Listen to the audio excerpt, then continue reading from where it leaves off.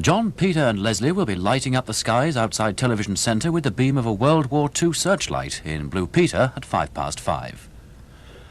But now on BBC One, what a night for a night.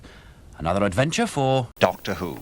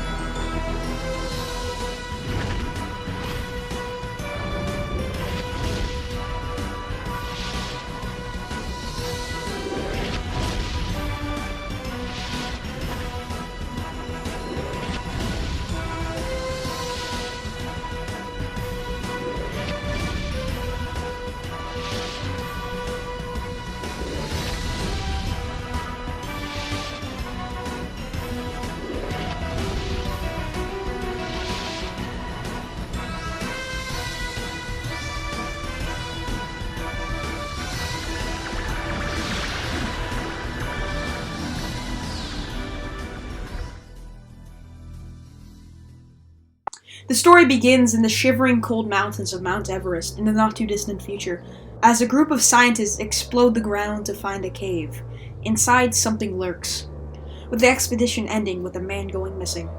The Doctor arrives soon after with his companions Sam and Alex, being slowly exposed by the altitude sickness. But before they could perish, the scientist group saves them. They are studied and questioned, but the same night, the man that went missing, Corbin, comes back. The suspicion grows as the Doctor and his companions are the main suspects, only two of them believing them. The main scientist, Pierce, and his husband, Mallucci. But in the night, the base is ransacked, killing most of the scientists and destroying all the machinery, except for one car. Everyone turns against each other, even the Doctor. Pierce notices Corbin and the other member, Johnson, are missing. He walks into the lower decks to find the dead body of Johnson with a replication right next to him. He looks around to see everyone that died, his friends with blank expressions, all assimilated. Pierce escapes and seals the door shut, also telling the Doctor, but he knows what these are. The Chameleon. Only 4 people survive. They couldn't sleep that night. The bangs from the lower decks were ear-piercing. Until all the power goes off.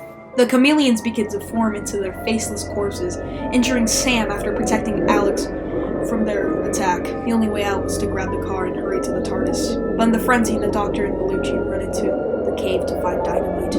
Their plan was to explode the monsters. But when they got there, they saw on the ice a nest. The Chameleons were preserved in the ice. That's why they're alive. While they find the ship, Pierce and Alex strap in Sam into the last functioning car. But from behind, the Chameleons cover the surrounding area. Their screams can be heard from miles away. Then, nothing. A boom is heard from the roof as a gigantic blob, a faceless monster with giant arms and legs, rip the ceiling apart. The Doctor returns to see the blob and throws explosives, hitting the monster, slowly damaging it. But Mallucci has an idea. If we trap him into the cave, we can slowly cave them in using the dynamite. That might work, the Doctor said. They start to plant the explosives around the cave to put a charge on a remote control. The monster follows to see them running into the cave, but they get out soon. They press the remote, but nothing. Mallucci runs in as the Doctor tells him not to. Mallucci nods to the Doctor as he runs into the cave and explodes it by hand. The Doctor sighs. Mallucci saved everyone. He returned to the Tardis with shame. Pierce knew. He patched up Sam before they dropped him off at his home. Pierce begins to cry. He hugs the Doctor, slowly shaking. The Doctor slowly walks away, closing the door as the noises of the Tardis is heard, slowly